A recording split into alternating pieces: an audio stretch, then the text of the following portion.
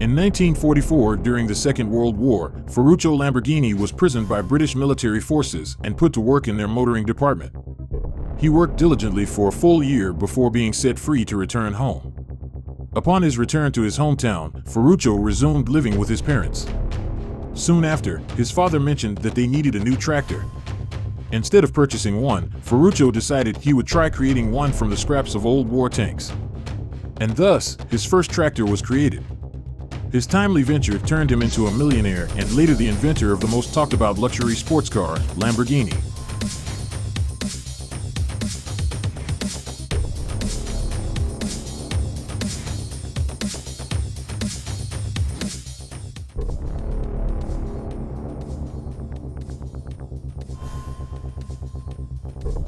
We all know somebody who had a rough start in life, but still managed to do well for themselves.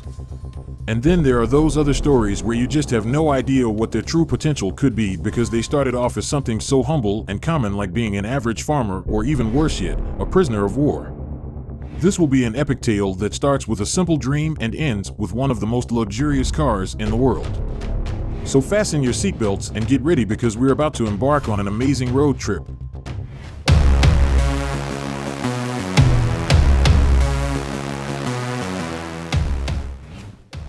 Thomas Edison once said, "Our greatest weakness lies in giving up. The most certain way to succeed is always to try just one more time." On April 28th in the spring of 1916, Ferruccio Elio Arturo Lamborghini was born to a duo of hard-working farmers in a remote village in Randazzo, Italy. His parents were well known for their small farm that grew grapes and did very well in the local market. He was taught how to take care of the grapes, from planting to harvesting, and his family's main source of income came from selling these grapes. Farming used to be profitable and his parents wanted him to continue running the business, but Ferruccio had other plans. Ferruccio's father had a tractor that he used for his farming operations, and Ferruccio found himself spending more time with it than on the farm.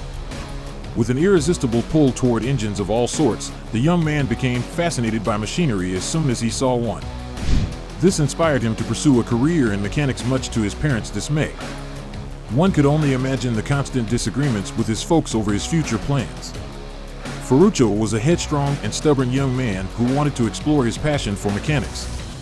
He studied at the Fratelli Taddia Technical Institute, where he finally got hired by Cavaliere Righi, owner of one important workshop in Bologna, a chance encounter that would ultimately change Ferruccio's life forever. After his Bolognese escapade at 18 years old, he returned to his hometown and opened a workshop in Renazzo with his lifelong friend Marino Filippini. Ferruccio was always passionate and brave, and when he could, he would buy an old used car or motorbike that he would then fix up to be driven on the dusty country roads. Only years later did he realize that this was the first step in turning his passion into an empire. When the Second World War hit, his carefree atmosphere becomes abruptly shattered. He was drafted by the Royal Italian Air Force and was assigned to work as a mechanic at the garrison in Rhodes Island, Greece. He found himself in a strange land when the Italian army drafted him. He was sent to work as a mechanic of their garrison on Rhodes Island, a Greek territory at war. He got first-hand experience ensuring that cars functioned optimally even though he had few spare parts to work with. The Allied forces came 2 years later and captured the entire garrison, Ferruccio included. They discovered his technical abilities and put him to work repairing their vehicles. A year after the war ended in 1946, Ferruccio was finally able to return to Italy.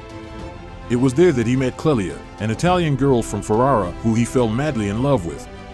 His ideas for his future at that time were clear: get married and make the most of the opportunities available back in his home country. But Ferruccio's life was a roller coaster ride. His wife Clelia passed away while giving birth to their only child, Tonino. After this tragedy struck the family way back when they were still living in Italy, Ferruccio sought solace at work where he mostly fixed pre-war vehicles, lorries, and tractors. Not long after, his father asked him for an urgent request. "I need a new tractor." Ferruccio's father requested. Rather than buying a new tractor, Ferruccio began putting his thoughts into making use of the scraps of old war tanks and used them to create his first tractor. Ferruccio had experience working with both Allied and Axis vehicles, so he decided to buy leftover military equipment and use it to make new tractors. He built them with an old British Morris engine and modified them to run on diesel instead of petrol. They were said to be more affordable than anything anyone had seen before. The tractor served to keep his parents' farm functional, which gave birth to Ferruccio's company under the brand name Lamborghini Tractors. There you have it. Lamborghini started out with tractors, not supercars. But what changed later on? Let's see. The tractor business set him on a path to massive wealth, but it was when he diversified his company to include a subsidiary that produced air conditioning and other heating equipment that he really hit big. Ferruccio celebrated his success with good food, fine wine, and fast cars. He even started to collect Jaguars, Mercedes, Maseratis, and Ferraris. But none of them completely satisfied him. He was especially disappointed with his Ferrari 250 GT because the clutch would always fail. But Ferruccio was never one to back down from a challenge, and being an expert mechanic, you can expect him to be extremely sensitive when a piece of machinery fails. What happened? He repaired the car and they replaced the clutch with a new one for €1,000. Ferruccio did not take that to heart until the day he hired someone to disassemble the car, and guess what he found? In the Ferrari cars of the time, he discovered something no one else would have figured out. This was a shocker. Ferrari used a cheap clutch in the car's engine, the same one Ferruccio's company used in their tractors. When Ferruccio confronted Enzo Ferrari, he blatantly told him that Ferrari had built his beautiful cars with parts that he used to build his own tractors. The cars were noisy and too rough to be road cars. As expected, Enzo Ferrari did not take it in passing, and he talked about how Ferruccio was nothing more than a farmer and a tractor driver. In the spur of the moment, Ferruccio said, "Yes, I'm a farmer, but I'll show you how a sports car should be." On the spot, Ferruccio made a vow that even though he was just a farmer, he could show Ferrari how to make a real sports car, and he would redefine what a true sports car should be like. Ferruccio forged ahead with too much determination and started a new company under his name. He hired 3 of Ferrari's ex-employees and bought land to build a factory. Things were really about to get more interesting.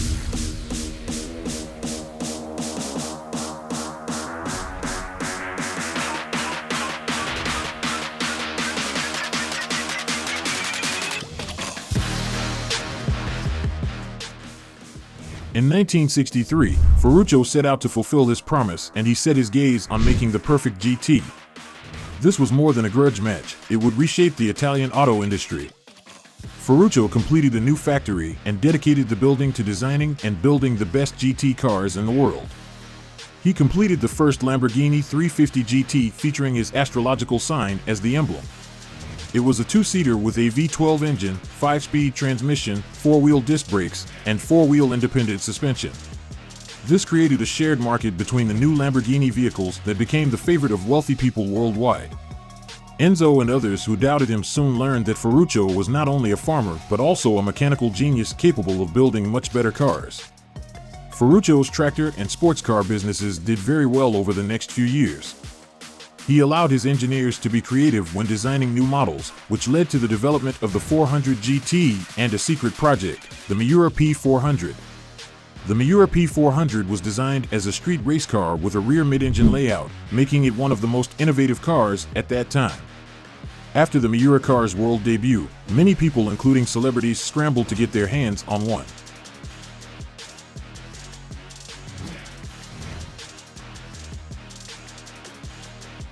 The luxurious and elegant design of the Miura has made it a work of art, evident by its display at New York's Museum of Modern Art since 1968. Lamborghini Trattori continued its success by releasing more celebrated models, the Espada, the Aslero, the Haramma, the Urraco, and finally the Countach. Although Ferruccio saw much success early on, he eventually lost his tractor company and majority shares in Automobili Lamborghini after a series of unfortunate events. A previously arranged deal to provide 5,000 tractors to Bolivia was canceled due to a coup. As a result of the loss, Ferruccio was forced to sell both his tractor company and a 51% stake in Automobili Lamborghini. Things took another turn for the worse when the stock market crashed globally, and the Organization of Arab Petroleum Exporting Countries, also known as OPEC, initiated an oil embargo. Throwing the automotive industry into a crisis led to increased fuel prices.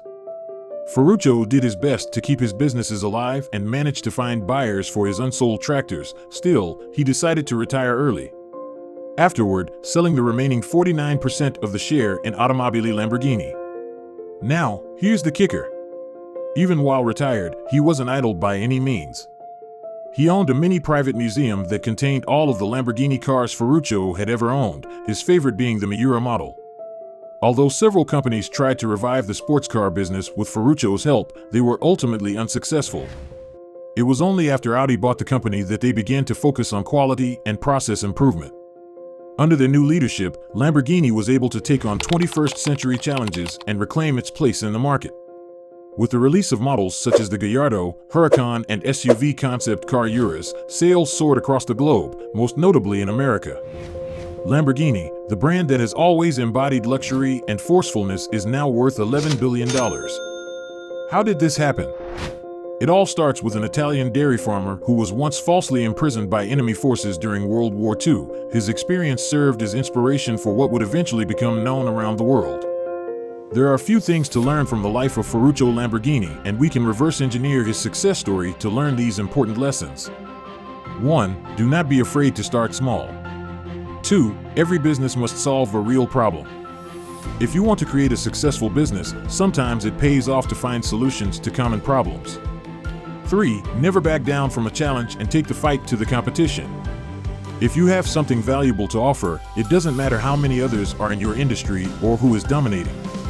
Pursue your dreams with confidence and determination for the chance at true fulfillment. What do you think of Ferruccio Lamborghini's epic entrepreneurial journey? We'd love to hear from you. Feel free to let us know what you think in the comment sections, and see you in the next video.